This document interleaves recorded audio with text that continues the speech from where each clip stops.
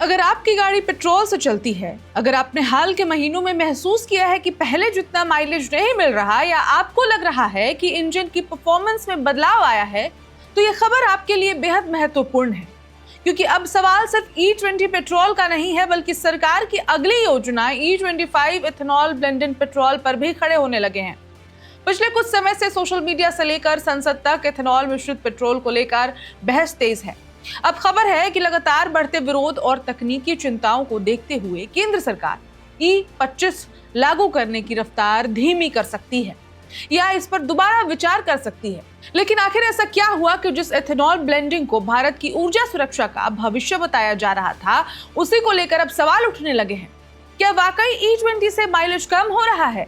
क्या पुरानी गाड़ियों को नुकसान पहुंच सकता है? और अगर ऐसा होता है तो सरकार E25 तक कैसे पहुंचेगी? आइए पूरी कहानी विस्तार से समझते हैं। नमस्कार, मेरा नाम है ऋचा पराशर और आप देख रहे हैं वन इंडिया हिंदी। सबसे पहले समझते हैं कि E20 और E25 का मतलब क्या है। E20 यानी कि ऐसा पेट्रोल जिसमें 20% एथेनॉल और 80% सामान्य पेट्रोल मिला हुआ, यानी कि सामान्य पेट्रोल में 20% एथेनॉल मिला दीजिए, वो हो गया E20। इसी तरह E25 में 25% एथेनॉल और 75% पेट्रोल होगा। भारत ने पहले वर्ष 2030 तक E20 लागू करने का लक्ष्य रखा था, लेकिन ये लक्ष्य समय से पहले ही काफी हद तक हासिल कर लिया गया है। आज देश के अधिकांश हिस्सों में E20 पेट्रोल उपलब्ध कराया जा रहा है। अब सरकार अगले चरण की तैयारी कर रही थी। पिछले कुछ हफ्तों में दो ऐसे फैसले हुए जिन्होंने संकेत दिया कि सरकार E25 की दिशा में आगे बढ़ रही है। पहला, 22% से 30% एथेनॉल मिश्रण वाले ईंधन को एक्साइज ड्यूटी में राहत दी गई।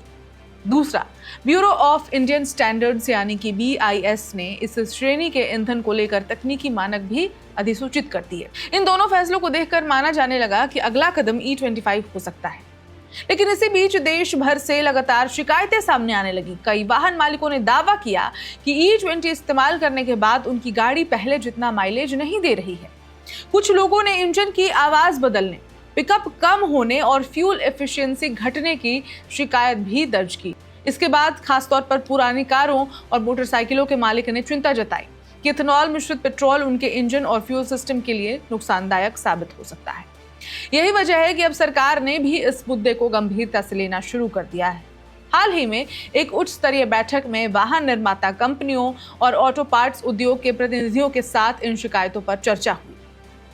सरकार ने कंपनियों से कहा कि अगर तकनीकी समस्याएं हैं तो उनके समाधान खोजे जाएं। हालांकि कुछ अधिकारियों का ये भी मानना है कि सोशल मीडिया पर इस मुद्दे को जरूरत से ज्यादा बढ़ा चढ़ाकर पेश किया जा रहा है और वास्तविक तस्वीर इससे अलग हो सकती है। तो अब सवाल है कि आखिर एथेनॉल को लेकर इतनी चिंता क्यों है? दरअसल एथेनॉल और पेट्रोल दोनों की रासायनिक प्रकृति अलग होती है। एथेनॉल में ऑक्सीजन की मात्रा अधिक होती है और इसकी ऊर्जा घनत्व यानी कि एनर्जी डेंसिटी सामान्य पेट्रोल से कम होती है। आसान भाषा में कहें तो 1 लीटर एथेनॉल से मिलने वाली ऊर्जा 1 लीटर पेट्रोल से मिलने वाली ऊर्जा से कम होती है। यही कारण है कि यदि इंजन विशेष रूप से एथेनॉल मिश्रित ईंधन के लिए डिजाइन नहीं किया गया होगा तो माइलेज पर इसका असर दिखाई देगा। दूसरी बड़ी बात है नमी यानी कि मॉइस्चर। एथेनॉल हवा से पानी को तेजी से सोखता है। अगर लंबे समय तक फ्यूल स्टोरेज में नमी चली जाए तो फ्यूल की गुणवत्ता प्रभावित हो सकती है। पुराने इंजन, पुराने फ्यूल पाइप और पारंपरिक रबर सील वाले वाहनों में इससे जंग लगने या पुर्जों के खराब होने का खतरा भी बढ़ सकता है। यही वजह है कि जब भारत में पहले E10 लागू किया गया था तब इसका असर बहुत ज्यादा महसूस नहीं हुआ, क्योंकि 10% तक एथेनॉल मिश्रण पर अधिकांश वाहन बिना किसी भी बड़े बदलाव के चल जा रहे थे। लेकिन जैसे ही मिश्रण 20% तक पहुंचा, अंतर ज्यादा स्पष्ट होने लगा। इसलिए अब E25 को लेकर ऑटोमोबाइल कंपनियां अतिरिक्त सतर्कता बरत रही हैं। ऑटो इंडस्ट्री का कहना है कि नई पीढ़ी के इंजन को E20 और भविष्य में E25 के लिए डिजाइन किए जा सकते हैं, लेकिन देश की सड़कों पर करोड़ों पुरानी गाड़ियां भी चल रही हैं। अगर बिना पर्याप्त तैयारी के E25 लागू किया गया तो इन वाहनों के मालिकों को अतिरिक्त मरम्मत और रखरखाव का खर्च उठाना पड़ सकता है। हालांकि इस पूरी तस्वीर का दूसरा पक्ष भी है जिसे समझना बेहद जरूरी है। सरकार एथेनॉल ब्लेंडिंग को सिर्फ पर्यावरणीय कदम नहीं बल्कि ऊर्जा सुरक्षा की रणनीति के रूप में देखती है। भारत अपनी जरूरत का अधिकांश कच्चा तेल विदेशों से आयात करता है। हर साल अरबों डॉलर का विदेशी मुद्रा भंडार केवल तेल खरीदने में खर्च होता है। अगर पेट्रोल में इथेनॉल की मात्रा बढ़ती है तो आयातित कच्चे तेल की जरूरत कम होगी। इससे विदेशी मुद्रा की बचत होगी और देश की ऊर्जा आत्मनिर्भरता मजबूत होगी। इसके अलावा इथेनॉल का उत्पादन मुख्य रूप से गन्ना, मक्का और अन्य कृषि उत्पादों से होता है। इसका मतलब है कि इथेनॉल उद्योग बढ़ने से किसानों के लिए भी अतिरिक्त बाजार तैयार होता है, चीनी मिलों को भी नया राजस्व सोर्स मिलता है और ग्रामीण अर्थव्यवस्था को मजबूती मिलती है। पर्यावरण के लिहाज से भी इथेनॉल मिश्रित ईंधन को अपेक्षाकृत स्वच्छ माना जाता है। इसके कार्बन उत्सर्जन में कमी आने की संभावना रहती है। यही कारण है कि दुनिया के कई देशों ने भी अलग अलग स्तर पर इथेनॉल मिश्रण को अपनाया है। लेकिन भारत की चुनौती बेहद अलग है। यहाँ करोड़ों वाहन पुराने हैं, ईंधन वितरण व्यवस्था विशाल है और मौसम भी अलग अलग प्रकार का होता है। इसलिए एक ऐसा समाधान तैयार करना होगा जिसमें पर्यावरण, अर्थव्यवस्था, किसानों के हित, वाहन उद्योग और आम उपभोक्ता सभी का संतुलन बना रहे। इसलिए अब माना जा रहा है कि सरकार E25 को जल्दबाजी में लागू करने के बजाय सभी हितधारकों से व्यापक चर्चा करेगी। वाहन निर्माता कंपनियां, ऑटो पार्ट्स उद्योग, तेल कंपनियां और उपभोक्ता संगठनों की राय लेने के बाद ही अगला कदम उठाया जाएगा। यानी फिलहाल E25 पर ब्रेक नहीं तो कम से कम रफ्तार जरूर धीमी होती दिखाई दे रही है। जिसके बाद एक और बड़ा सवाल है कि अगर इथेनॉल इतना ही फायदेमंद है तो दुनिया के कई विकसित देशों में भी इसे धीरे धीरे ही क्यों लागू किया गया। आखिर ब्राजील, अमेरिका और यूरोप ने इस दिशा में कौन कौन सी रणनीति अपनाई जिससे वहां उपभोक्ताओं का भरोसा अभी भी बना रहा और ऑटोमोबाइल उद्योग को भी झटका नहीं लगा। अगर सबसे पहले ब्राजील की बात करें तो वहां इथेनॉल का प्रयोग कोई नई बात नहीं है। पिछले कई दशकों से वहां बड़ी मात्रा में गन्ने से इथेनॉल तैयार किया जाता है। लेकिन वहां की सबसे बड़ी खासियत यह है कि वहां की अधिकांश नई गाड़ियां फ्लेक्स फ्यूल टेक्नोलॉजी पर आधारित होती हैं। यानी इंजन जरूरत के हिसाब से अलग अलग अनुपात वाले पेट्रोल और इथेनॉल मिश्रण पर खुद को एडजस्ट कर लेता है। ड्राइवर को अलग से कुछ करने की जरूरत नहीं पड़ती है। भारत में फिलहाल यही सबसे बड़ी चुनौती है। देश में अभी भी करोड़ों वाहन ऐसे हैं जो पारंपरिक पेट्रोल इंजन पर आधारित हैं। अगर भविष्य में अधिक इथेनॉल मिश्रण को बड़े पैमाने पर लागू करना है तो केवल पेट्रोल बदलने से काम नहीं चलेगा, बल्कि वाहनों को तकनीक भी बदलनी होगी। यही से दूसरा महत्वपूर्ण सवाल आता है कि आने वाले समय में भारत में नई गाड़ियों की कीमत बढ़ सकती है। ऑटोमोबाइल विशेषज्ञों का मानना है कि यदि कंपनियों को ऐसे इंजन विकसित करने होंगे जो अधिक इथेनॉल मिश्रण पर भी बिना किसी परेशानी के काम करें तो शुरुआती लागत जरूर बढ़ सकती है। Fuel pipe, injector, rubber seal, electronic control unit, fuel sensor और इंजन कैलिब्रेशन जैसे कई हिस्सों में बदलाव करने पड़ सकते हैं। हालांकि बड़े पैमाने पर उत्पादन शुरू होने के बाद ये अतिरिक्त लागत धीरे धीरे कम भी हो सकती है। तो बात करते हैं उस मुद्दे की जिस पर आम आदमी सबसे ज्यादा ध्यान देता है, वो है जेब पर क्या असर होगा। मान लीजिए भविष्य में सरकार E25 या उससे अधिक के मिश्रण का तक पहुंच जाती है। ऐसे में सरकार का उद्देश्य होगा कि कच्चे तेल का आयात कम हो और विदेशी मुद्रा की बचत हो। लेकिन उपभोक्ता का सवाल अलग है। उसे ये देखना है कि महीने के आखिर में फ्यूल पर उसका कुल खर्च कितना हो रहा है। अगर किसी वाहन में प्रति लीटर माइलेज कम हो जाता है तो केवल पेट्रोल का दाम कम होने से उपभोक्ता को वास्तविक फायदा नहीं मिलेगा। आखिरकार उसके लिए मायने ये रखता है कि 100 किलोमीटर चलने में कुल खर्चा कितना आता है। इसलिए भविष्य की सबसे बड़ी परीक्षा यही होगी कि नई तकनीक वाले इंजन वास्तव में बेहतर माइलेज दे पाते हैं या फिर नहीं। यही कारण है कि अब ऑटोमोबाइल कंपनियां high compression engine, advanced fuel injection system और स्मार्ट इंजन मैनेजमेंट सॉफ्टवेयर पर तेजी से काम कर रही हैं।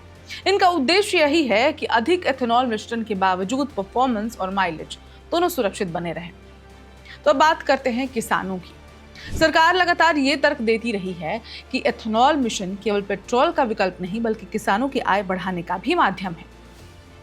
भारत में गन्ना उत्पादन कई बार जरूरत से अधिक हो जाता है। इससे चीनी मिलों पर दबाव बढ़ जाता है और किसानों का भुगतान भी अटक जाता है। अगर उसी गन्ने का बड़ा हिस्सा इथेनॉल उत्पादन में इस्तेमाल होता है तो चीनी मिलों को अतिरिक्त बाजार मिलता है और किसानों को समय पर भुगतान भी उसकी संभावना बढ़ती है। इसी तरह मक्का उत्पादन को भी बढ़ावा देने की कोशिश की जा रही है ताकि इथेनॉल उद्योग के लिए कच्चे माल की उपलब्धता बनी रहे। इससे कृषि क्षेत्र में फसल विविधीकरण को भी प्रोत्साहन मिल सकता है। लेकिन यहाँ भी एक दूसरी चिंता सामने आती है। कुछ कृषि अर्थशास्त्रियों का मानना है कि अगर खाद्यान्न और ईंधन के बीच संतुलन नहीं बनाया गया तो भविष्य में खाद्य सुरक्षा पर भी असर पड़ सकता है। इसलिए कई विशेषज्ञ चाहते हैं कि आने वाले समय में कृषि अपशिष्ट बायोमास और दूसरी पीढ़ी यानी कि सेकेंड जनरेशन एथेनॉल तकनीक पर ज्यादा जोर दिया जाए ताकि खाद्यान्न पर अतिरिक्त दबाव ना पड़े। अब सवाल आता है कि आम वाहन मालिक क्या करें। सबसे पहली बात, घबराने की जरूरत नहीं है। अगर आपकी गाड़ी निर्माता कंपनी ने E20 या उससे अधिक एथेनॉल मिश्रण के लिए मंजूरी दी है तो उसी के अनुसार ईंधन का उपयोग करें। दूसरी बात, अगर आपकी गाड़ी पुरानी है तो समय समय पर fuel filter, fuel line, injector और इंजन की सर्विस जरूर कराएं। किसी भी असामान्य आवाज, स्टार्टिंग समस्या या माइलेज में अचानक गिरावट का उसको नजरअंदाज ना करें। तीसरी बात, केवल सोशल मीडिया पर चल रहे दावों के आधार पर निष्कर्ष ना निकालें। हर वाहन का इंजन अलग होता है, एक ही ईंधन का असर अलग अलग मॉडल पर अलग हो सकता है। तो अब बात करते हैं सरकार के सामने मौजूद सबसे बड़े संतुलन की।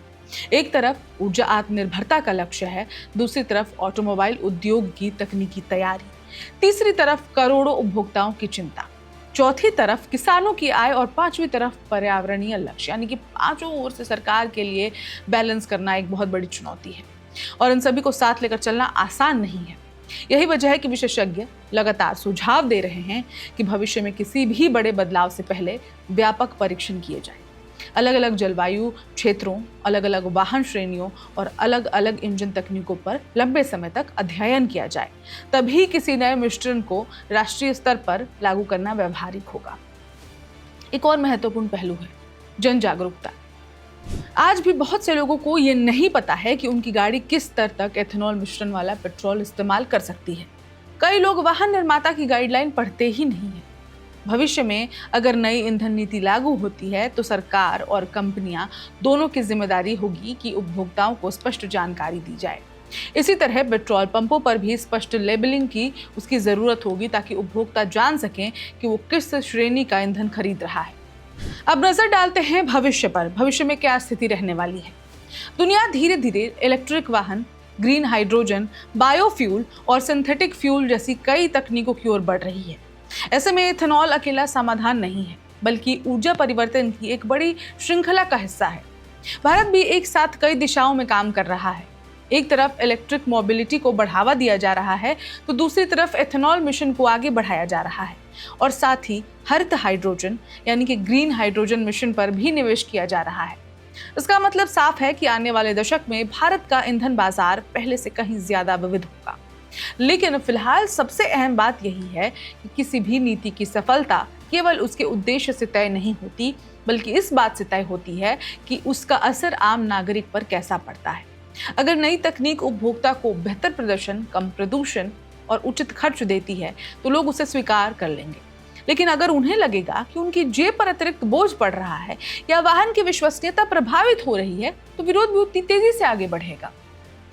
यही कारण है कि सरकार अब संकेत दे रही है कि भविष्य का हर कदम जल्दबाजी में नहीं बल्कि चरणबद्ध तरीके से उठाया जाएगा। तकनीकी परीक्षण, उद्योग की तैयारी, उपभोक्ताओं की प्रतिक्रिया और आर्थिक प्रभाव, इन सभी पहलुओं का मूल्यांकन करने के बाद ही अगले चरण का फैसला लिया जाएगा। यानी फिलहाल बहस सिर्फ E20 या E25 की नहीं है। अगली बहस इस बात की है कि भारत ऊर्जा आत्मनिर्भरता की दिशा में आगे बढ़ते हुए आम नागरिक के हित, वाहन उद्योग की क्षमता और किसानों की जरूरतों के बीच सही संतुलन कैसे बनाएगा। आने वाले वर्षों में यही संतुलन तय करेगा कि भारत का एथेनॉल मिशन दुनिया के सबसे सफल ऊर्जा परिवर्तन अभियानों में शामिल होगा या फिर इसे बार बार नई चुनौतियों का सामना करना पड़ेगा। और सरकार के लिए ये चुनौती सबसे बड़ी रहने वाली है और शायद यही कारण है कि E25 पर अभी विचार किया जा रहा है। आगे इसको कैसे बढ़ाया जाता है ये तो आने वाले समय में पता चलेगा। लेकिन जो भी लोग, इस देश की जो भी जनता इथेनॉल मिश्रण को इसका अपोज कर रही थी, उनके लिए एक राहत भरी खबर जरूर है। इस खबर में इतना ही। बाकी अपडेट्स के लिए देखते रहें one India Hindi. Subscribe to One India and never miss an update. Download the One India app now.